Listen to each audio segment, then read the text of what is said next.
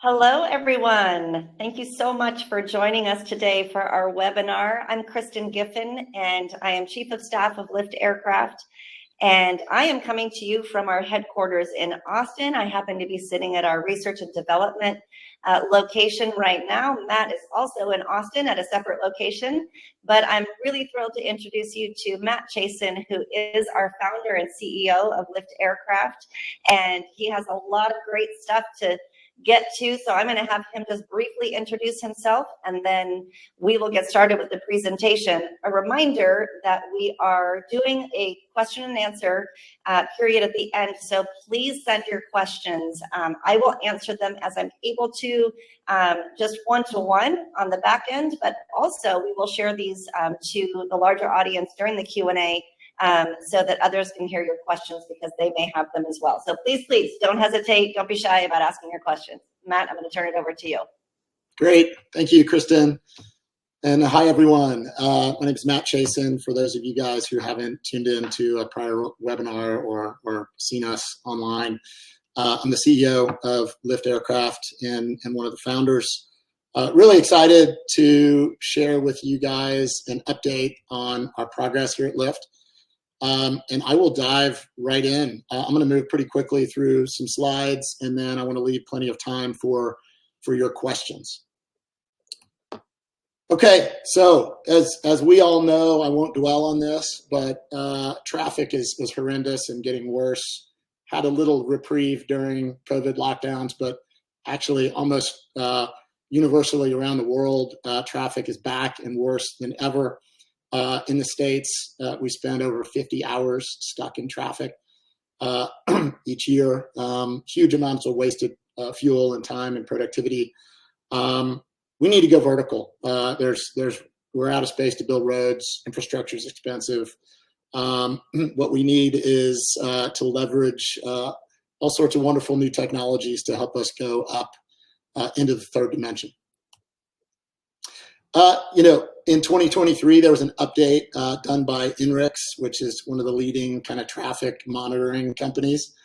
And New York City took the global #1 spot in terms of the worst traffic in the world. So this is sad news for New Yorkers, but probably not a surprise.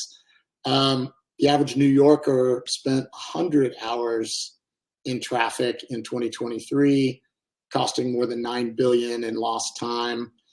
And check this out, the speeds when you're in a car driving in Manhattan, Midtown, you go 4.8 miles an hour on average. In the central business district, you go 7 miles an hour. So it's really gridlock in the central parts of our cities. When we founded Lyft, we took a look at really at a first principles level, where is the congestion and what can we do about it, right?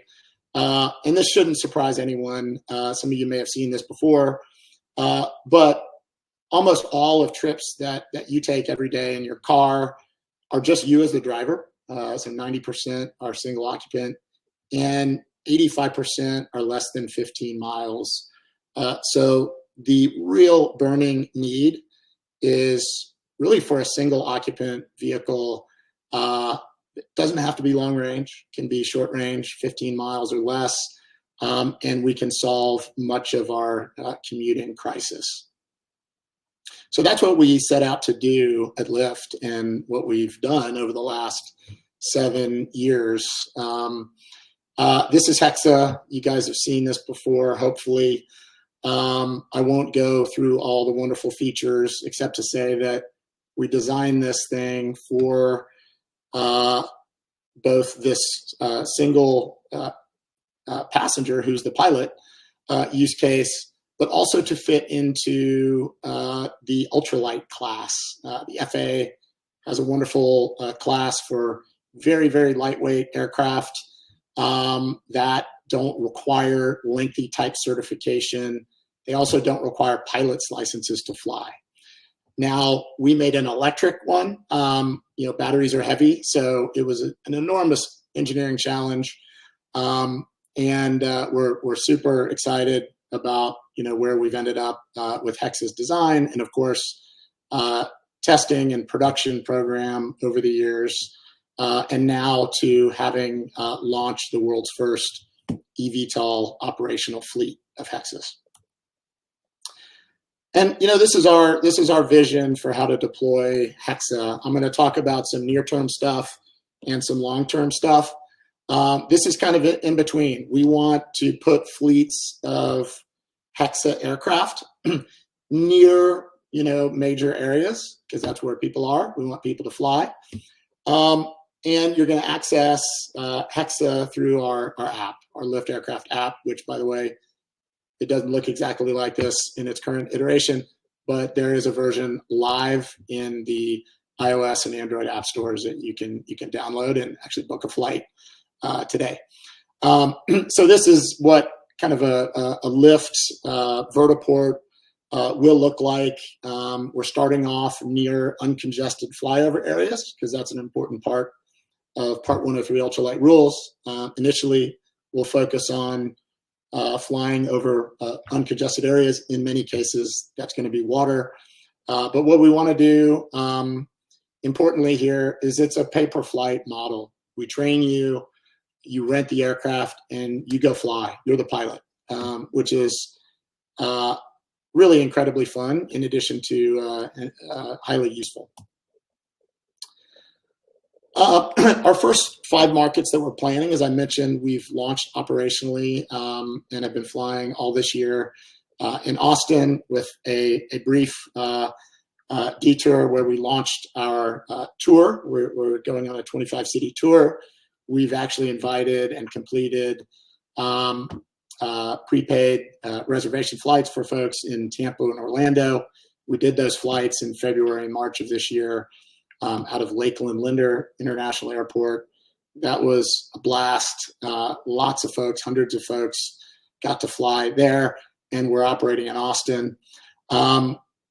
We're in various stages of planning for these other of our first 5 markets: New York, San Francisco, Dubai, and Osaka, Japan. And I'll go a little bit into more detail. This is the San Francisco Bay Area. And of course, we're not going to start with, dozens and hundreds of vertiports. We're going to start with one vertiport and let you fly around the bay over uncongested areas, do your training flights, advance through our training program. And then we expect to open other locations that sort of enable this point-to-point flights. This is an example of routes that would be possible to fly from a pier on the waterfront of San Francisco. All of these hypothetical vertiports you see designated with the H are on the edge of a waterfront around the San Francisco Bay.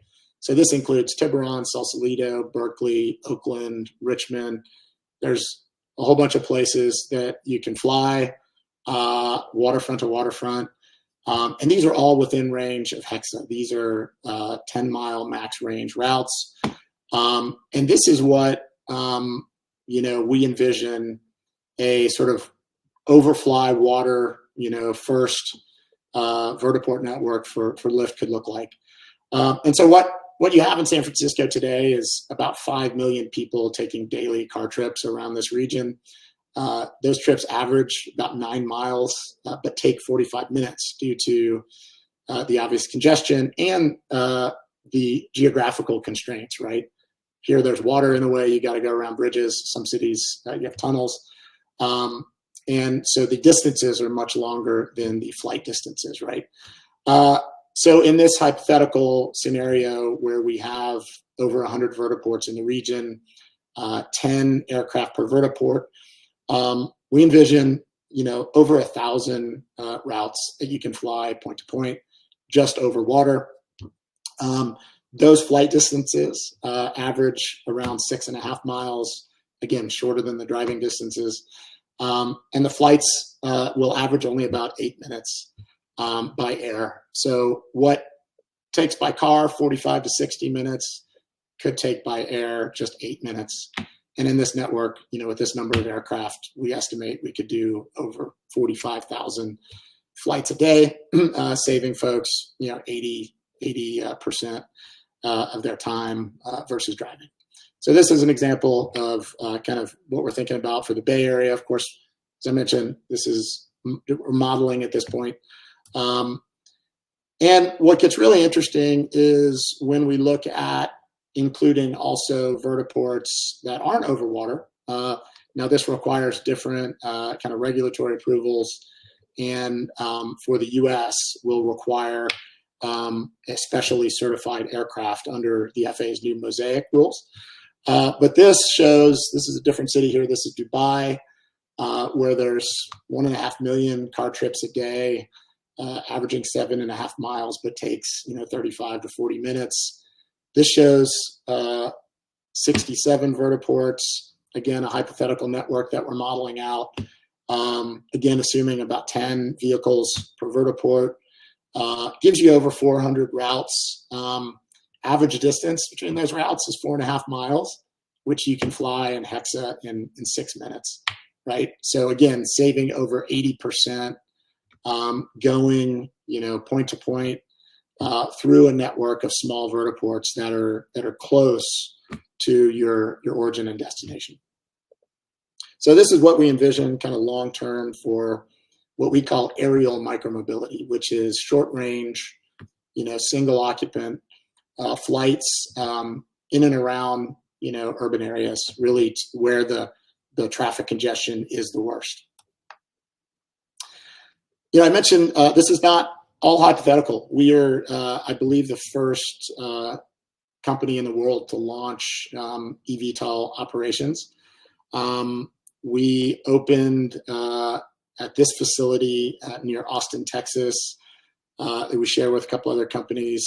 This is where we did a lot of our flight testing, but we opened up to beta flights. We had some of our first beta customers fly last year, and then in Q4 we opened this up to folks from our wait list. We have over 20,000 people who have signed up to fly, and those folks have been flying all year, and really excited about what we've done. What we're doing now is developing all of our operational modeling, right? Our training programs for our staff, of course, our training program for our pilots.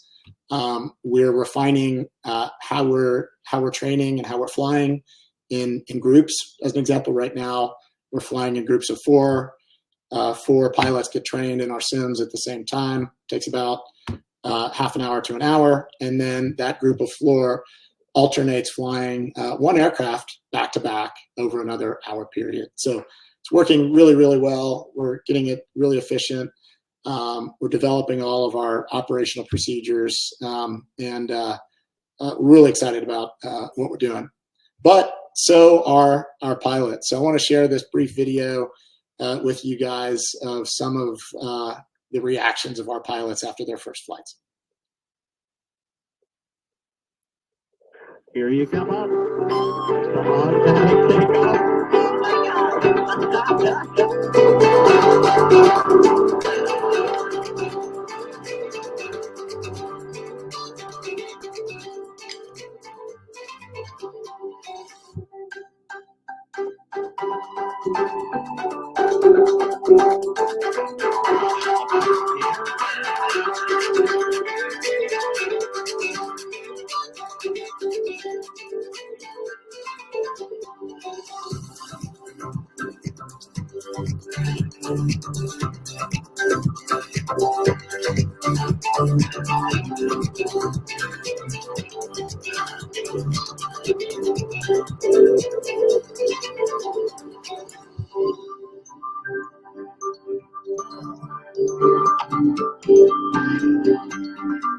That is awesome. Absolutely stunning.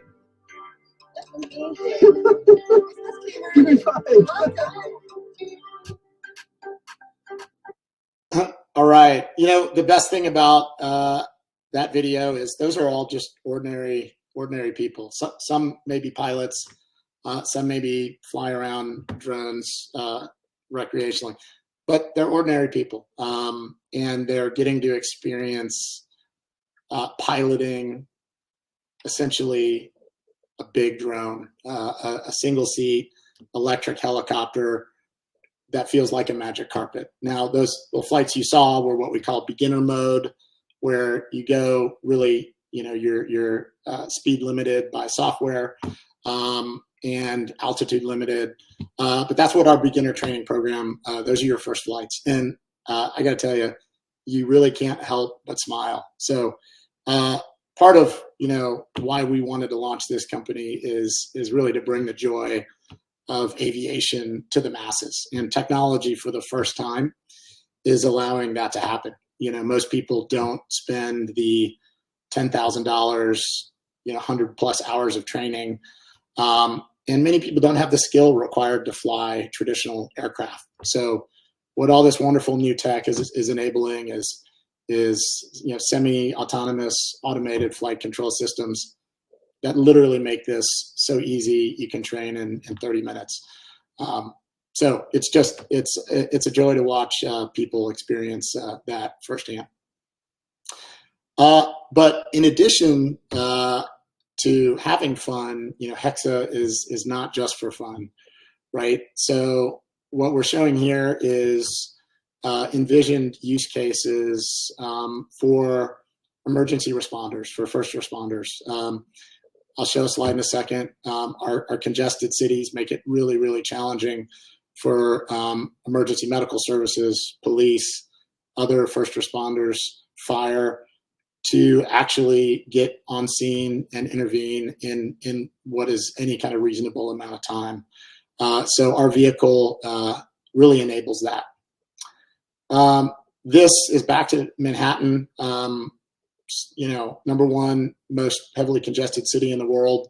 One of New York State Senators, Brad Hoylman, wrote a report recently. After he personally witnessed someone get an injury, he personally called 911 and sat there with this victim. I believe it was over 30 minutes, 35 minutes before the ambulance arrived. And he's made it now a bit of a personal goal to help fix this problem in our major cities. You can see in New York over the last 10 years, EMS response times have gone from 9.6 minutes up to over 12 minutes. FDNY, the fire department, response times 8.3 to 14.3, and NYPD critical up from about 8 to about 10 minutes, right? This is a huge problem. These are emergency situations where minutes and seconds count. They can be terrorist situations. They can be first-person shooter situations. They can be heart attacks. Life-saving care is needed quickly as possible. In fact, for cardiac arrest, survival drops 10% per extra minute added before care is provided. And stroke victims lose 2 million brain cells every minute that goes by. So this is a huge problem. And you can imagine first responders flying our vehicle or other vehicles that are simple to fly and very, very inexpensive. They can land virtually anywhere. They're very small. They can land on rooftops. They can land in intersections, and they can get right at care. So while they can't go as fast or as far as traditional helicopters, they can actually get into where these emergencies happen much, much better. And with people who don't need to be trained helicopter pilots, and at far less expense, we think 1/10 or 1/20th the cost per flight. So we really think that's going to help enable our first responders to help save lives. And we've been demoing and working with several first responders around this. Is hard to see, I know, on the right, but if you put one Hexa at each of the 24 NYPD precincts, this is what the coverage area looks like. And you have redundant coverage for the entire New York City area. And you could reduce response times, like we said, from today's average of 9.7 down to about 2.5 minutes. That's even allowing round trip. And we've been working not only with federal, state, and local, public agencies, but also the U.S. Department of Defense, where we just announced receiving our 7th contract award. This one is a SBIR Phase 2 aimed at developing, prototyping, and demonstrating a casualty evacuation and blood delivery pod. So that's what this image shows. There's huge issues retrieving casualties from the battlefield and delivering blood up to the front lines where it's needed. Helicopters are extremely expensive to operate and often can't get right to where these casualties happen. So using autonomous aircraft is going to be necessary. This contract with the Army, we're super excited about, and we have a partner that we're working with here called Near Earth Autonomy, who's helping us out, enhancing the autonomy of our Hexa version. You can see here, Hexa's modular. This is the top rotor crown section of the aircraft. You can unbolt that and bolt it onto a cargo module that can then carry any number of different payloads, including this blood pod and including casualty evacuation pods.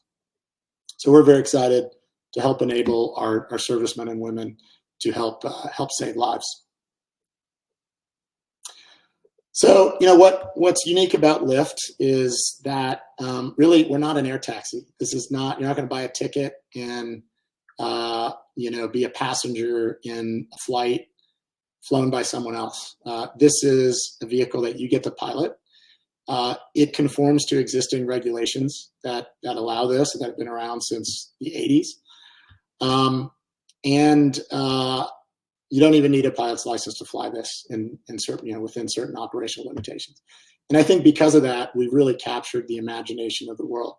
I think people aspire not only to take trips by air, but they actually want to fly. They want to experience piloting the aircraft. Of course, nobody wants the time and expense to actually train in traditional aircraft, but technology is solving that today with autonomy.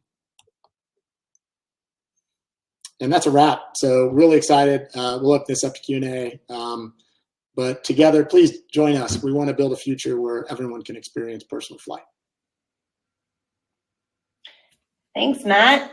Well, it's been super fun for me to be looking at your questions on the back end and communicating. We've actually have some investors and customers who've joined us, and some new names, but super fun to connect with some folks that we've seen out flying. Thanks for joining us. The first question I have for you, Matt, from one of our guests is, what are your thoughts about going public? I think long term, I think it'd be wonderful to take Lyft public. That is a timing question. I got to look at kind of what's going on in the public markets. What types of companies? I think we are just now generating revenue, which is great.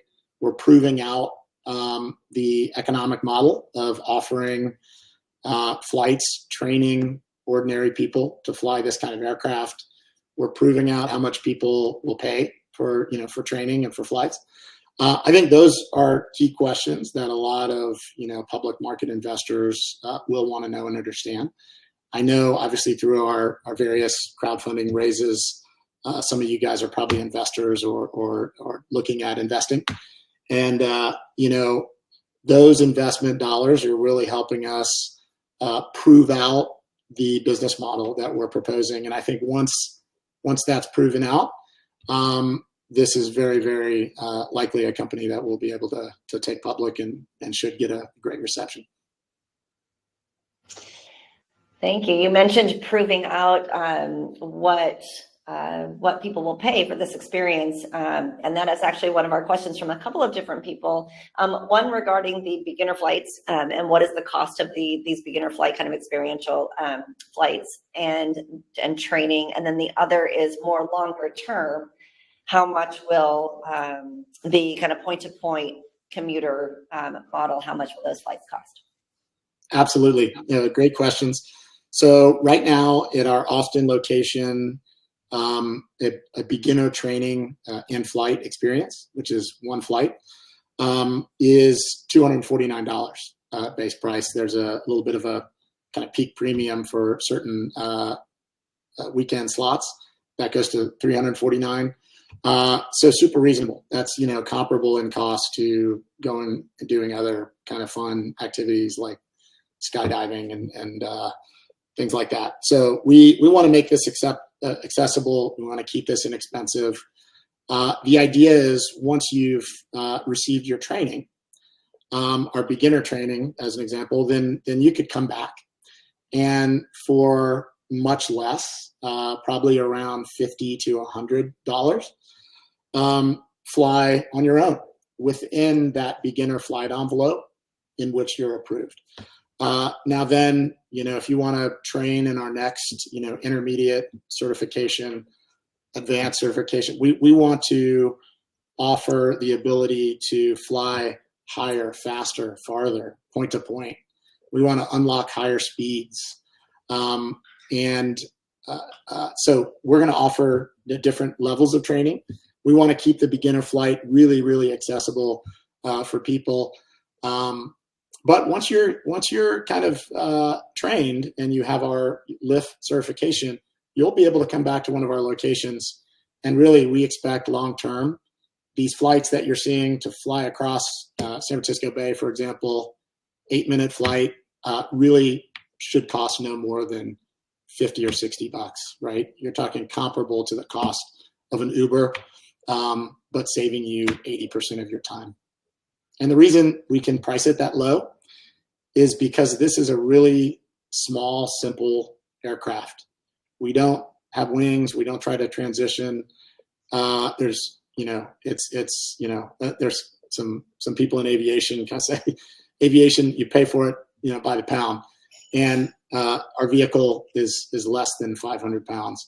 Other large, air taxi style transitioning aircraft are going to cost 10 to 20 times what our vehicle costs. And there's no pilot to pay because you're the pilot. So you get to self-pilot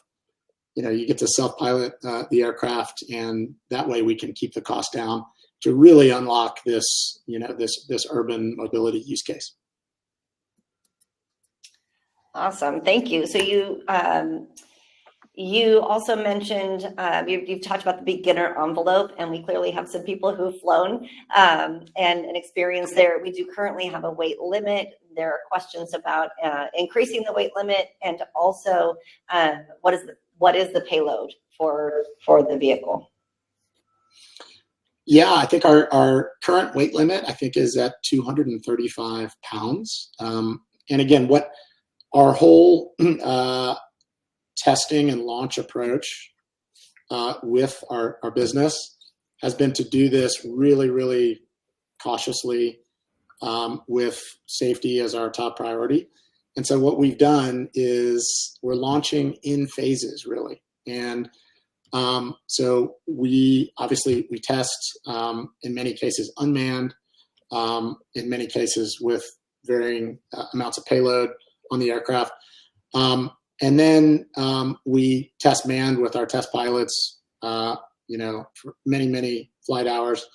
And then when we open a particular flight envelope to our customers to fly, that's been really thoroughly validated already. So what we're doing, that is our beginner flight envelope, has limited speeds, limited altitude. It's kind of the most simple flight profile you can imagine. And on the weight side, it is a little bit more restrictive on the weight because we're simply adding more weight as we expand the payload flight envelope. So I think we should, the maximum payload question is actually a bit of an interesting one, because there's a little bit of a trade-off with how many motors that you want to be able to lose and still maintain stable flight. Of course, we have a parachute also as a backup that deploys autonomously. But we can, if depending on how many motors you're willing to be able to lose before deploying the parachute, or how much time you can assume before you would make a landing in the event of multiple motors out. We think the weight will really get up to above 250 pounds, potentially 270 pounds. Our cargo aircraft, a little bit of a different configuration, but the cargo aircraft can carry up to 350 pounds. So just a little bit of color on payload there. Thank you. Gosh, so many great questions. Just had a question about, do we have plans for a multi-person aircraft? So Hexa is currently a single occupant, single pilot and occupant. Do we have plans for a multi-person vehicle? We're really focused. We get this question a lot. I think people, there's a tendency to think that you need a two-person vehicle to be useful. If two people want to fly, you can take two aircraft, and that is actually the most cost-effective and safest way for two people to fly. It's a little bit like, e-bikes or e-scooters, right? You can get a group of people on e-bikes or e-scooters, and you guys can go together from point A to point B. You can experience flying in groups, for sightseeing and entertainment purposes as well. And the fact that you don't need a separate pilot, of course. There's no pilot taking up an extra seat because you're the pilot. So that is what we're focused on right now. Also, of course, our regulatory approach involves Part 103 ultralights, which are limited to a single occupant. Now, the FAA is opening up this type of aircraft, electric vertical takeoff and landing. Now, we expect will be included in the new light sport aircraft, the new Mosaic regulations. The FAA has announced their new rules. They've taken feedback. They're opening this up, and that will allow two-seat electric rotorcraft to be included. We're exploring things, but to be honest, the more payload you bring on board, the higher the cost will be, and the lower your flight time ultimately will be. So we're focused more on low cost, longer flight time, and hover optimized rotorcraft. So we're kind of sticking for the single seat for now. Staying on kind of on the same thread, we have questions about, so no air traffic rules or regulations required. So, which is a little bit different than what we're saying. We are flying within 103 regulations. So maybe if you can expand a little bit on how we're operating now and doing that legally and within regulations, and how we plan to operate in the future. Maybe you mentioned Mosaic, but maybe expanding a little bit on that. Yeah, absolutely. No, so there are rules governing, flight of ultralight vehicles, but it is like a 1 or 2 page part of the FARs. It's CFR part 103, and it basically describes where and when and how you're allowed to fly in these very lightweight aircraft. And the rules are really designed, of course, for non-commercial flights, personal, recreational, entertainment-oriented flights that don't put others at significant risk. So you're limited to flying over uncongested areas under Part 103 rules. You can fly in uncontrolled airspace, anywhere in uncontrolled airspace, which, by the way, is almost all airspace up to 1,200 feet, except around controlled towered airports. So the places you can fly this vehicle are extensive. So those are the big limitations. Daytime is another limitation. If you want to fly in controlled airspace, I mentioned, we actually have operated at Lakeland Linder International Airport for a couple of months. That's a towered controlled airport, and as long as you have permission, you can fly in controlled airspace. Those are the rules, and they're quite simple. If you want to fly over congested areas, that aircraft needs to have a different kind of certification, right? And the FAA, as we mentioned, is basically unlocking this new LSA certification, which is a special airworthiness certificate.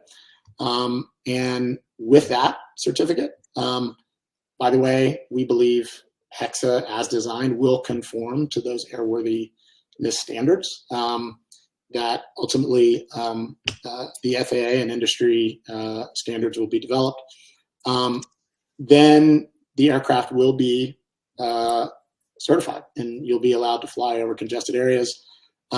It's likely that you will need a pilot's license to do that, which is a special kind of pilot's license that's much easier to get. No medical is required for sport pilots as well. But there's many thousands of sport pilots that fly aircraft around today, many popular models. So those are kind of the different rules that we expect HEXA to conform to. So I hope that answered that question. I think it did. So I am going to kind of combine a couple of questions here. This is, I think we're getting at the heart of the point-to-point flights and the vertiport concept, and maybe you could expand upon that a little bit. The questions we have are how long to recharge after flying the max distance, so kind of battery management, and then also how do you get the plane back from a one-way flight? Yeah, excellent questions. So battery charge time, really for us, our batteries are swappable. So we can swap a set of batteries. At each location, we have ground crew that maintain the aircraft. They charge the batteries, they swap the batteries. So you as the pilot, that's part of what you paid for per flight. You don't have to swap the batteries, of course. And they can be swapped in, I say, less than 5 minutes. It's really less than 3 minutes. Typically, we have two ground crew. Now, those batteries are charging while the next multiple sets are charging while you're flying. So typically when we go into 4 of our customer flights, they fly back to back with just less than 5 minutes in between flights. With our ground crew swapping flights. Swapping batteries. So that's how we're doing it operationally today. And the aircraft repositioning question is a great one. So today, under current rules, HEXA can only be flown manned, because that's what Part 103 allows, piloted, you on board. Which means that if you go one way in an aircraft, that aircraft needs another pilot to take it back, or it waits until there's a pilot that wants to come back. And we want to make sure there's high availability of aircraft. We don't want all aircraft going one way and not the other way. The way we envision handling that in the future is to certify HEXA for unmanned flights. And in our case, that would be unmanned repositioning. So if you go one way in an aircraft,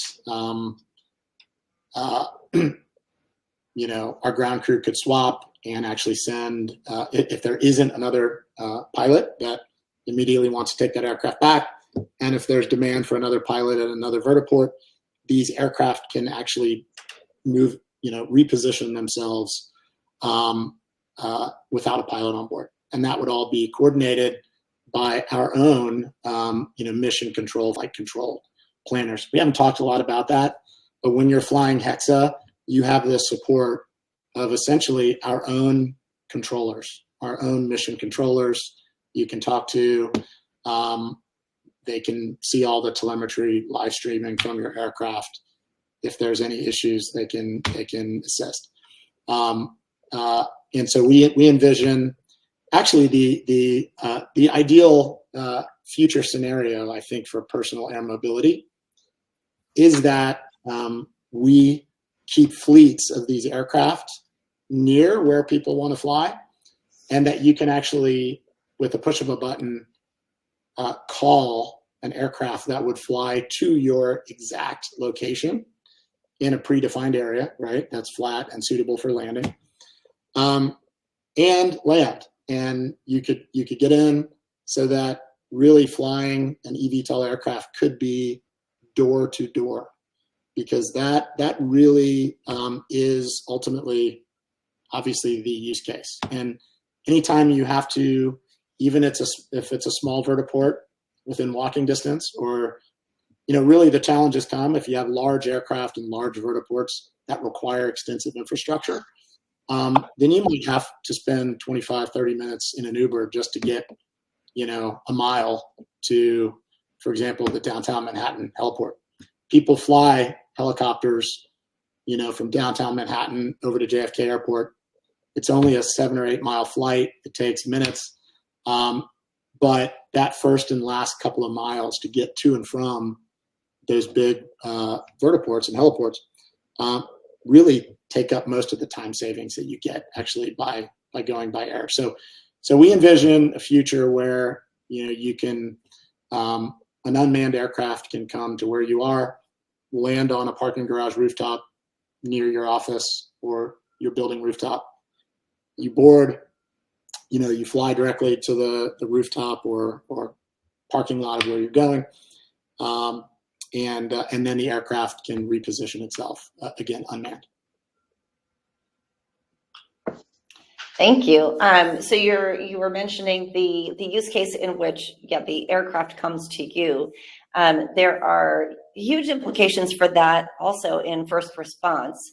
And we do have a question about why can't the aircraft be used by government agencies now for things like first response, like Border Patrol was mentioned, search and rescue, and the answer is that they can, but can you expand on that?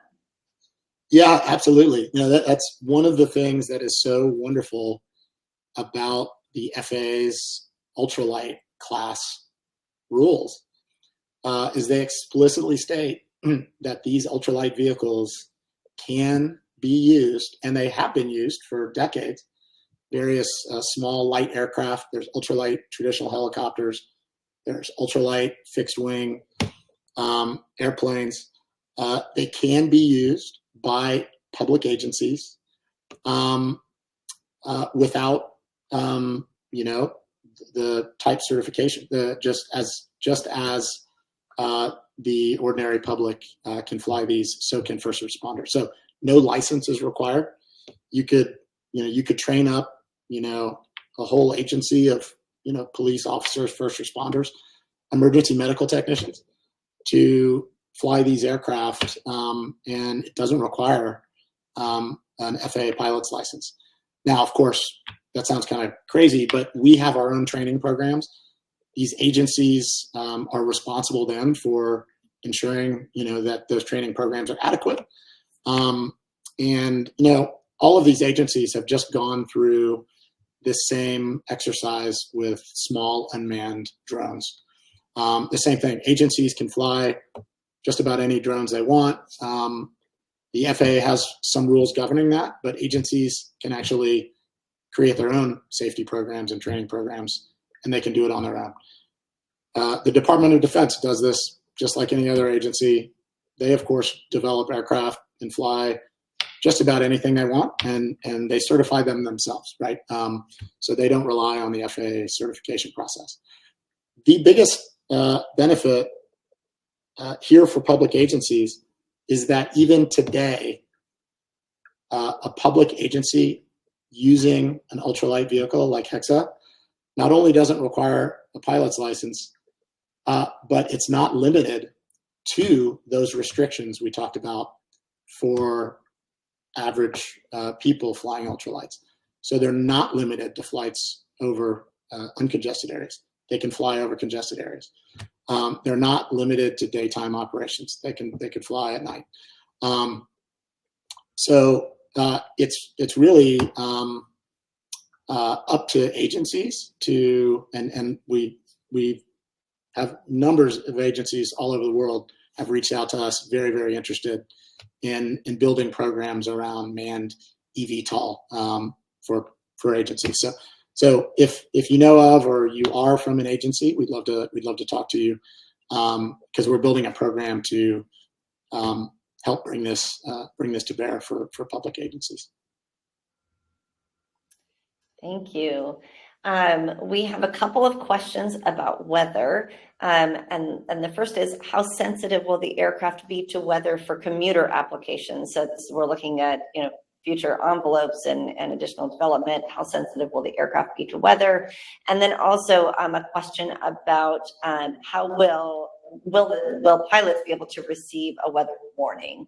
So if you're flying Hexa and weather develops. Actually, one of the great things about our model and about short range, urban air mobility is that the weather in the very, very near term in a confined geographic area is quite predictable.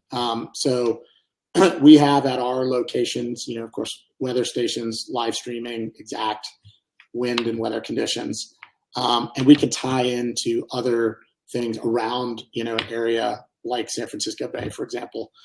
There's lots of weather sources. Where aviators typically get into trouble with the weather is when they're taking, cross-country flights, longer range flights, where the weather changes. There's weather en route.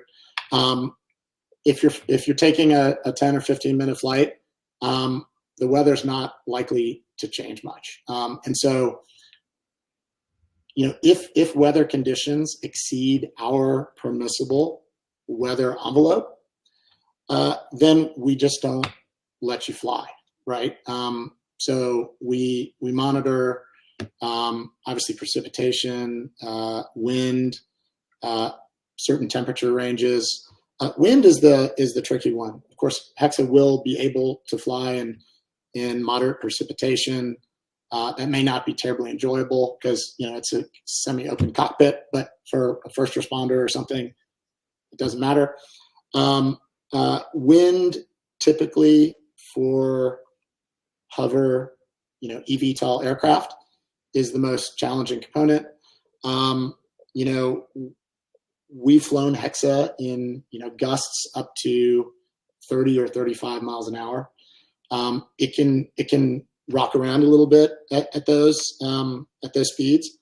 The aircraft itself automatically controls for wind gusts. If you're hovering or if you're on a straight trajectory and a gust hits, it maneuvers the aircraft to keep you on that trajectory or to keep you in a fixed GPS position. So it's not so much a challenge for flight as it is. These are really, really lightweight aircraft, so the wind can influence them. Our design being optimized for hover means that it is more capable in hover than aircraft that are really designed for cruise flight with wings. Wings create a lot of drag, they catch a lot of air, and they're just dead weight when you're, so for winged eVTOL, there's more of a challenge for winds and gusts than for hover optimized vehicles, we believe.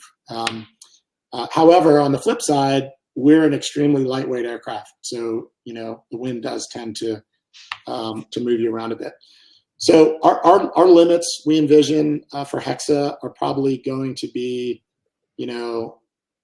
30 to 40 mile an hour gusts. Anything above that is not super pleasant. And especially the tricky part is, on landing, these aircraft like to land when they're not at an extreme bank angle, right? So that's our current thinking around kind of our wind and gust limitations.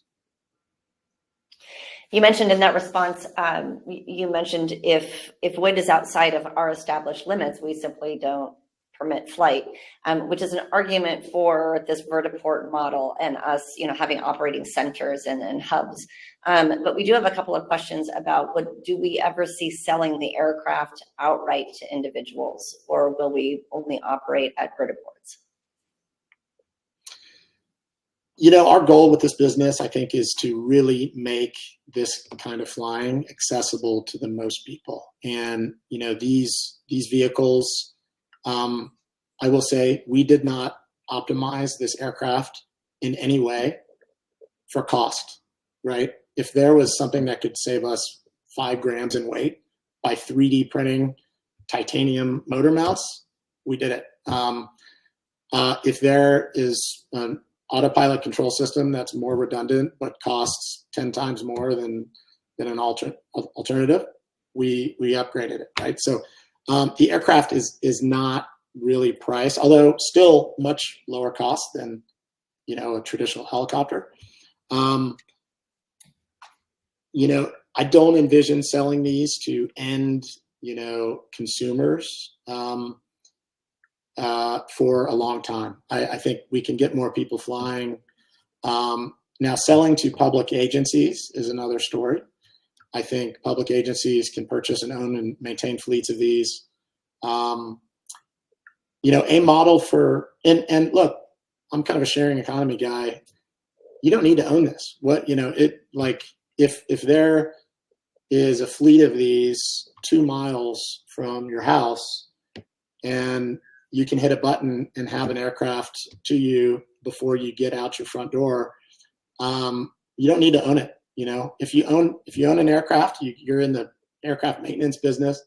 You got to charge batteries. You got to, do all this stuff. Let us handle that. I don't, as somebody who's a private pilot and own a lot of kind of vehicles, at some point you just want pros to maintain them, and you don't want to not have the joy and accessibility of having them. But our goal is to have shared fleets of these because it's going to lower the cost for everybody.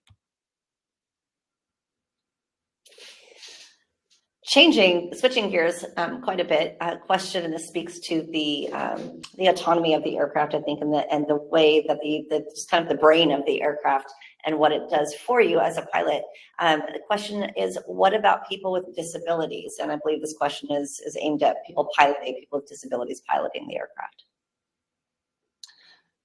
This Hexa can be a very unique opportunity for people with certain kinds of disabilities to be able to experience personal flight. And so that's a wonderful, wonderful thing.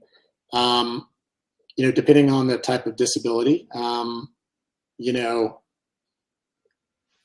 if you can, manipulate the joystick with your hand, then, and, we do a lot of semi-autonomous things with respect to obstacle avoidance and geofences to keep you in a safe, flight area.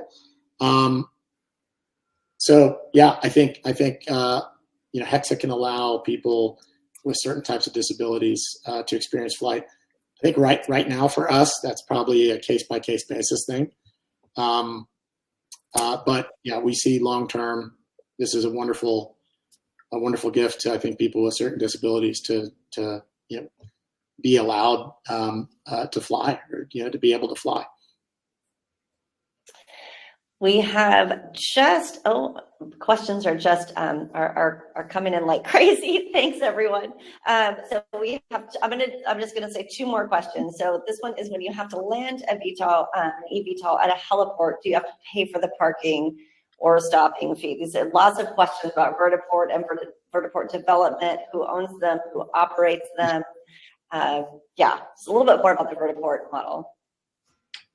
Yeah. So look, this is all new stuff for not just us, but the whole advanced air mobility industry. And the wonderful thing is the FAA and NASA are investing a lot of time and resources to develop guidelines for vertiports. Actually, the FAA just, I think in the last year or year and a half, published their first set of vertiport guidelines. Obviously, these types of aircraft can also land at heliports, and that would depend, whether there's fees assessed, landing fees. It would just totally depend on that actual heliport. I don't think just because you're electric or because you're in a new type of aircraft that would, get you out of any kind of landing fees at existing places. But in terms of, vertiports, the FAA and others in the industry envision, multiple different kinds of vertiports that have different facilities, ranging from what I think some in the industry call vertistops. Like if you just need an open area, that's kind of like a helipad, of course, with some security, some maybe cameras to ensure there aren't obstacles or people or anyone in the landing area. Then there's something called a vertistop that may not need or have charging infrastructure, but is just a place that one of these aircraft can land and take off. And then there's all different shapes and sizes of eVTOL aircraft, ranging from the ultralight class, like ours, to much larger aircraft that, Hexa is about 15 feet across at its crown. Others are, 50 to 75 feet across. So the different kind of scale you need for takeoff and landing vary by the types of aircraft that will be using those. The wonderful thing I think about Lyft is it's such a compact aircraft that and so lightweight. In fact, we think that a Hexa can essentially land on any rooftop that's built to modern building codes without needing significant or even any reinforcement. So that's really going to be a big benefit for small, lightweight aircraft that can land on rooftops. Now, of course, what we think we'll do is when somebody wants to open a vertiport, by the way, part of that question also was who's going to own and operate these vertiports. Lyft is starting with some of our own. We're also partnering. We have signed agreements with partners who are going to own and operate vertiports and fleets of aircraft under kind of the Lyft ecosystem. So we very much will use those kind of guidelines that the FAA puts out. Of course, our unique aircraft will have its own unique needs, and our vertiports will likely be suited toward our use cases, which of course, in the early days under ultralight rules will be a lot of, flying over bodies of water, uncongested areas, used for, personal non-commercial types of flights, recreation, entertainment, those sorts of things. And then over time, there will be more and more places that you can actually, other places you can land. Thank you. We are at the hour on the dot, and we are so aware that your time is really precious and valuable. So we're going to wrap up now. I have a list of questions that did not get responded to, or not directly. Hopefully they were answered somewhere in the webinar. We will share out a link to the webinar so that you can rewatch this, but also we will follow up to those questions that did not get answered via email. So thank you so much for your time. Thanks for your interest in Lyft. Matt, any final words? No, I just want to, thanks everyone for joining. Thanks for your interest. We are, our latest crowdfunding raise, I got to put a plug in, is ending, I think, October 30th. So if you're interested in supporting the company, we obviously do need to raise some funds. At this stage, it's all about opening locations. So we're past the majority of our R&D, and we're generating revenue. We're one of the first companies in the world in eVTOL to do so. But now we've got to go build out, these locations and vertiports, which is kind of the next phase of the business. So really excited for all y'all to join us. Thanks, everyone. Thanks, y'all.